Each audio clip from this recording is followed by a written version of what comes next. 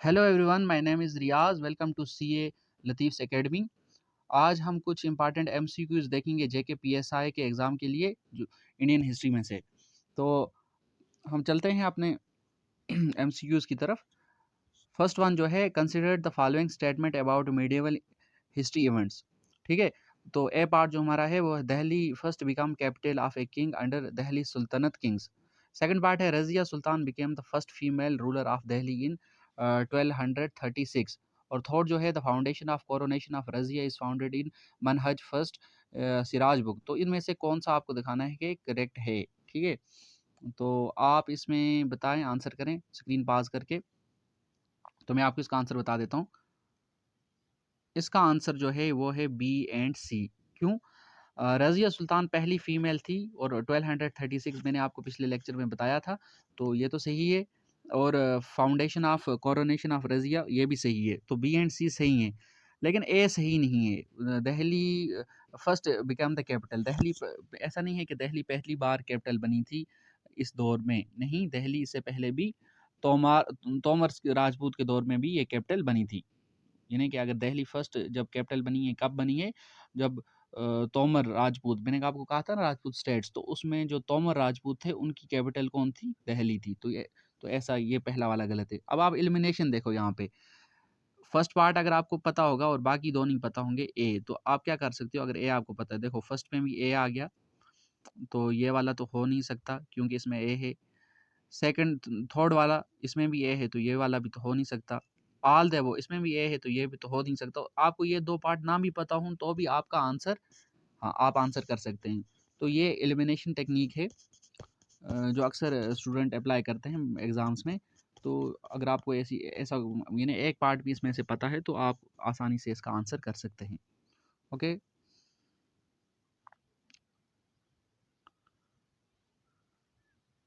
Next हम देखते हैं, हुज रेंज was called the golden age of Mughal architecture. तो किसका दौर? अकबर, जहांगीर, शाहजहां और हुमायूं। तो इन चार में से किसका दौर? तो आप बताएं आंसर क्या होगा इसका? इसका आंसर होगा शाहजहां। क्यों शाहजहां होगा? शाहजहां शाहजहां शाहजहां जो थे वो थे 1628 से लेकर 1658 तक। ओके, तो ये शाहजहां थे, क्या थे? रूलर थे इंडिया के। तो इनके दौर को कहा जाता है गोल्डन एज। क्यों? क्या रीज़न है इसका? इन्होंने कुछ मोनूमेंट्स बनाए थे, जैसे ताजमहल बनाया था, रेड फोर्ट बनाया था, और इनके दौर में ट्रेड और कॉमर्स अच्छा था। तो शाहजहां ने ट्रांसफ़र की थी कैपिटल कहाँ से? From Agra to Delhi. कब की थी? 1638 में। ठीक है, 1638 में। ओके, उसके बाद जामिया मस्जिद भी इन्होंने बनाई थी, मोती मस्जिद भी इन्होंने बनाई है, जामिया मस्जिद दिल्ली वाली भी बनाई है। और उसके बाद पीकॉक थ्रोन जो है ये भी इन्होंने बनाया था, और बाद में इनको औरंगज़ेब ने इम्प्रेज़न कर दिया। तो ये यानी कि इनके दौर में बहुत सारी कंस्ट्रक्शन के वर्क हुए। ठीक है,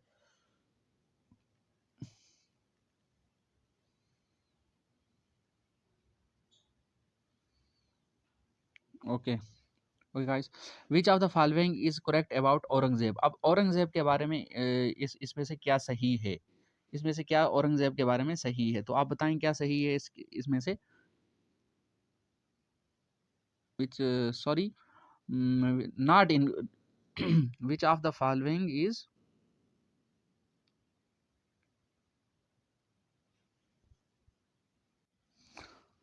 सो विच ऑफ द फॉलोइंग स्टेटमेंट, हाँ यहाँ पे इनकरेक्ट हमने देखना है कौन सा है। He started lunar calendar instead of solar calendar. तो दूसरा है he stopped jharokha darshan. Third है the construction, he constructed Badshahi mosque at Lahore. And fourth one है ही एम्फेसाइज्ड हिस्ट्री राइटिंग। तो इनमें से कौन सा गलत है? तो इनमें से फोर्थ वन जो है वो गलत है, यानी कि ये इनकरेक्ट है। तो ये हमारा आंसर भी है। क्यों? ये सारी चीज़ें उन्होंने की थी पहली तीन, और फोर्थ वाला जो है ये ऐसा कोई हिस्ट्री राइटिंग की शुरुआत इन्होंने की नहीं है। ठीक है, okay next.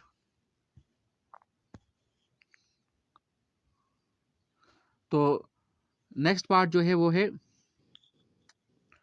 The Saranjami system in medieval India was. तो ये क्या सरंजमी सिस्टम क्या था?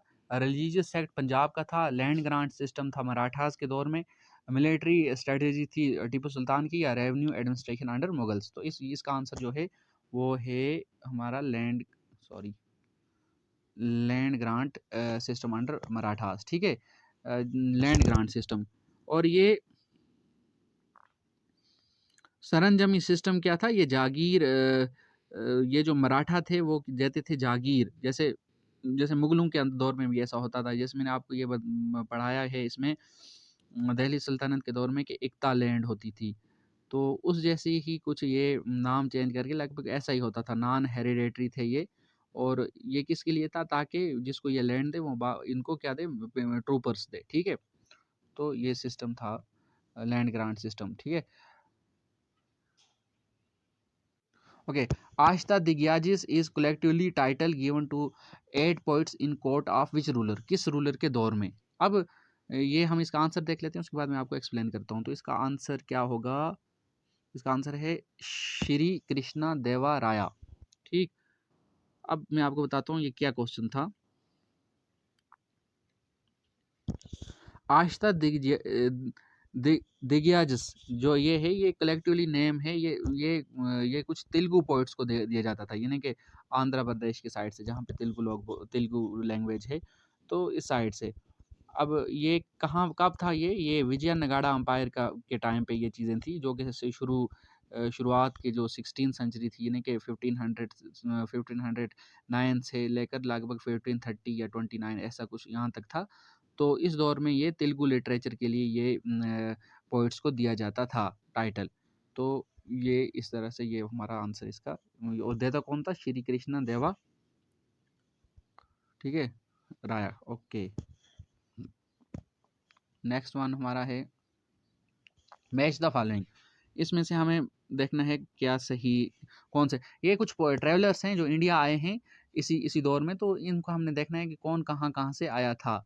तो हम देखेंगे अल बरूनी हैं, इब्न बतूता हैं, फ्रांसिस बर्नियर है, और अब्दुल रज़ाक समरकंदी हैं। तो ये 4 लोग हैं। अब हम देखेंगे ये कहाँ से आए हैं। तो ये अल बरूनी जो हैं ये इसका आंसर मैं आपको बता देता हूँ, इसका आंसर है सी पार्ट, ठीक है। अल बरूनी जो हैं वो उज़्बेकिस्तान से आए हैं, इब्न बतूता मोरक्को से आए हैं, फ्रांसिस बर्नियर जो हैं फ्रांस से आए हैं, अब्दुल रज़ाक समरकंदी हेरात से आए हैं। अल बरूनी जो हैं ये आज के जो उज़्बेकिस्तान है वहाँ से आए थे। बहुत सारी लैंग्वेज में इन्होंने वर्क किया, अराबिक में, पर्शियन में, हेब्रो में, संस्कृत में, और इन्होंने किताबुल हिंद लिखी थी, है ना, अराबिक में लिखी थी, ठीक है। यहाँ पे कुछ किंग्स की हिस्ट्री, और यहाँ पे जो जैसे ये अलाउद्दीन खिलजी के साथ भी थे, और उस दौर के जो उन्होंने जो इनिशिएटिव्स लिए थे उनके बारे में भी इनकी बुक से पता चलता है। और दूसरा इब्न बतूता जो हैं, इब्न बतूता जो हैं, अरे ये मैंने कल आपको बताया था, रिहाला एक बुक थी इन्होंने लिखी थी। ये बुक ये नहीं कि उसको कहते हैं बुक ऑफ ट्रेवल्स, जिसको रिहाला क्या कहा जाता है, अराबिक में लिखी थी। और ये क्या करती है? Provides extreme rich and interesting detail about social and cultural life in सब कंटिनेंट इन 14th सेंचुरी, ठीक है। उसके बाद ये जो और ये मोरक्को के थे, ठीक है। फ्रांसिस बर्नियर फ्रेंच मैन थे, और ये डॉक्टर थे, पॉलिटिकल फिलासफर भी थे, और हिस्टोरियन भी थे। और ये कब आए थे? ये मुगल एम्पायर के दौर में यहाँ पे आए थे। ये शाहजहां के बाद यानी कि ये आए थे करीब 1656 में आए थे ये यहाँ इंडिया में। और उस दौर में शाहजहां का दौर था, लेकिन उसके बाद ये तब से लेकर फिर ये उसके नेक्स्ट में औरंगज़ेब का जो दौर था उस दौर में यहाँ थे। और अब्दुल रज़ाक समरकंदी जो हैं वो ये अब्दुल रज़ाक समरकंदी ये हेरात से आए थे, और इन्होंने विजय नगाड़ा अम्पायर के बारे में कुछ अपनी बुक्स में लिखा हुआ है। तो ये डिप्लोमेट भी थे एक, ठीक। तो ये कुछ ये 4 पॉइंट्स जो आए थे, ये आपको आ सकता है एग्ज़ाम में, ठीक है। ओके, नेक्स्ट है हमारा which of the following is correct in context to Nagara the Dravida, ठीक है। These are two musical gharanas in India, these are two main styles of dance prevalent in India, these are the two main style of temple architecture in India. और fourth one जो है, there are two prominent school of miniature painting in India. तो इसमें से कौन सा सही है? इसमें से जो इसका पार्ट सही है वो है थर्ड वाला। मैंने आपको पढ़ाया these are two main styles of temple architecture. मैंने आपको फर्स्ट वाले वीडियो में पढ़ाया था कि नगाड़ा था, और ये ड्रेविडा, ये आप अगर आर्किटेक्चर ऑफ इंडिया आप पढ़ोगे तो ड्रेविडा यानी कि वो जैसे तमिलनाडु है, आंध्रा है, केरला है, ये ड्रेविडियन लैंग्वेज यहाँ से हैं, और ड्रेविडियन यहाँ से आर्किटेक्चर है। और विजय नगाड़ा, नगाड़ा अक्सर नॉर्थ पार्ट में होता है, नॉर्थ पार्ट के आर्किटेक्चर को यहाँ पे नगाड़ा कहा जाता है। तो ये टेम्पल आर्किटेक्चर था, ठीक है। उसके बाद with reference to the early settlements in India by the European as a part of their trading and administration centres, considered the following pairs, ठीक है। तो इंग्लिश ए पार्ट है इंग्लिश पौंडीचेरी में, ये क्या है? हम देखते हैं यूरोपियन जो आए थे अर्ली सेटलमेंट, उन्होंने आकर कहाँ पे अपने ट्रेड और एडमिनिस्ट्रेशन सेंटर बनाए, तो इंग्लिश पौंडीचेरी में आए थे, दानिश सिरमपोर डच दमन में, और पुर्तगीजी जो थे वो कहाँ पे आए थे? दमन में। तो अब इसका आंसर आप बता दें कौन कौन इसमें सही है। इसमें से सही जो है वो है इसका, सॉरी, इसका है सेकंड पार्ट, ठीक है, बी एंड डी। 5 6 7 8 जो हैं ये कंप्यूटर एरर की वजह से आ चुके हैं, तो ये नंबरिंग अलर्ट खुद हुई है टाइपिंग में।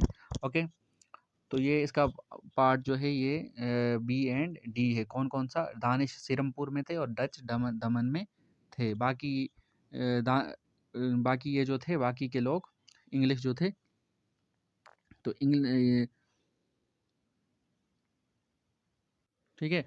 क्यों? देखो, दानिश जो ईस्ट इंडिया कंपनी एस्टेब्लिश हुई थी, ये कहाँ पे हुई थी? ये तो तमिलनाडु में हुई थी, और सीरमपुर में हुई थी, बंगाल में, ठीक है।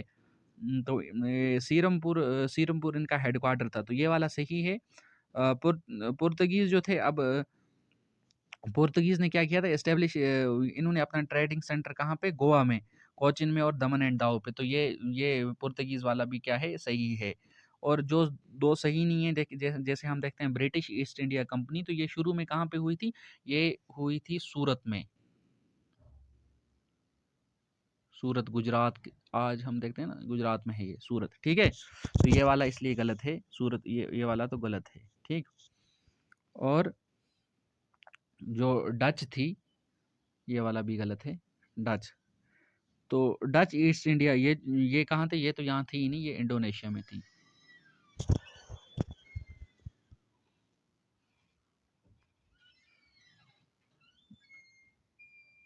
ठीक है, ये इंडोनेशिया में थी। ओके, तो इसलिए इसके ये वाला पार्ट ठीक है।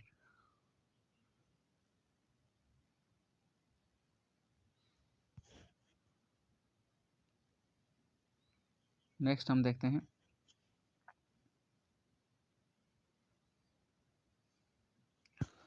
With reference to East India Company the general committee on public instruction was known in context of. तो किस कंटेक्स्ट में हम इसको देखते हैं? तो हम इसका आंसर है एजुकेशन, सॉरी, एजुकेशन, ठीक है। और who was the governor general of India at the time of sepoy mutiny, ठीक है। तो कौन था गवर्नर जनरल इंडिया का? तो आप आंसर बताएं इसका, कौन था गवर्नर जनरल इंडिया का? वो थे लॉर्ड कैनिंग। ये कुछ ये एक्चुअली मॉडर्न हिस्ट्री है, मॉडर्न हिस्ट्री का पार्ट है। तो ये भी कुछ मैं आपको बता दूं, स्पे म्यूटिनी की अगर आप बात करें तो ये 1857 में जो हुई थी, जो स्पे म्यूटिनी हुई थी, वो स्पे म्यूटिनी क्या है? जो ब्रिटिशर्स के खिलाफ यहाँ पे बगावत हुई थी। जो सिपाही कह रहे थे कि हम वो जो ना वो कारतूस बनाते थे सूर की चर्बी और गाय की चर्बी से, तो मुस्लिम्स के लिए सूर की चर्बी ठीक नहीं थी, और उसके लिए गाय की चर्बी ठीक नहीं।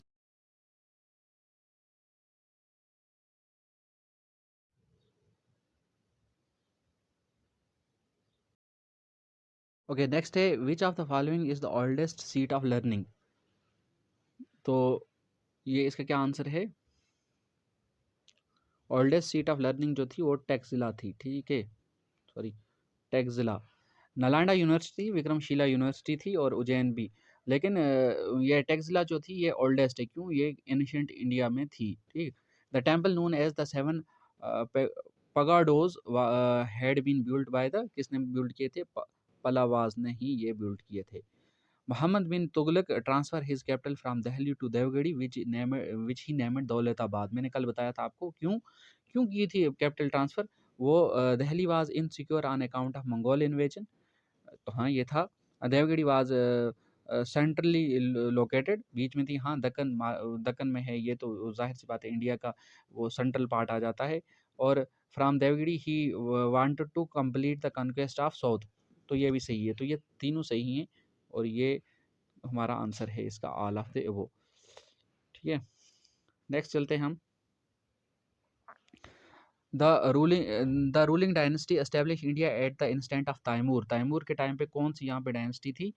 तो आप बताएं इसका आंसर क्या होगा? इसका आंसर होगा सय्याद डायनेस्टी। देखो क्या हुआ, जब तुगलक डायनेस्टी जो थी वो यानी फिरोज शाह तुगलक के बाद वो जब चले गए, तो उसके बाद यहाँ पे क्या हुआ कि सेंट्रल अथॉरिटी, मैंने आपको कहा, फिर से कमज़ोर होगी। तो एक मौका देख लिया तैमूर ने। तो अभी सय्याद डेंसिटी यहाँ पे आकर, यानी कि देखो बाहर से कोई ना कोई आया, सय्याद डेंसिटी वाले भी आए, जैसे खिज़र खान थे वो, खिज़र शाह थे वो, तो वो लोग आए। लेकिन क्या हुआ उस दौर के उससे उनसे पहले, जब अभी वो इस्टेब्लिश कर ही रहे थे यहाँ पे, कि बीच में कौन आ गया? तैमूर आ गया, और तैमूर ने ये सारा काम जो लूट यहाँ पे लूट लिया और फिर वो वापस चला गया। लेकिन उसके बाद जो रूल किया वापस सय्याद डेंसिटी ने, लेकिन ये उन्हीं के दौर में आया, ठीक है। The sultan of Delhi transfer to monolithic Mauryan pillars to Delhi to beautify his capital was. कौन से थे ये? तो ये थे फिरोज शाह तुगलक ने मौर्यन पिलर्स थे जो दिल्ली में इन्होंने ट्रांसफ़र किए थे, मोनोलिथिक। तो ये फिरोज शाह तुगलक थे। तो आज के लिए इतना ही। यही कुछ ऑब्जेक्टिव्स मैंने आपके लिए लाए थे, एमसीक्यूज। आप इनको देखिए, आप देखें कितना आपका स्कोर आ रहा है, और आप इसके इर्द गिर्द देखें सारी चीज़ें। अभी और आगे वीडियो जो आएंगे, जैसे मुग़ल एम्पायर है, या फिर और उसे उसके बाद जो, जैसे लोधी लोधी डायनेस्टी है, सय्याद डायनेस्टी है, मैंने आपको अभी वो नहीं पढ़ाए हैं वो सारे। तो हमारा लगभग एक लेक्चर और रहा है मिडिवल इंडियन हिस्ट्री में, वो भी कंप्लीट हो जाएगा। तो आप देखिए इसको, और लाइक और सब्सक्राइब करते रहिए। कोई क्वेश्चन हो तो कमेंट करके बताइएगा। ओके, ओके, बाय, खुदा हाफिज़।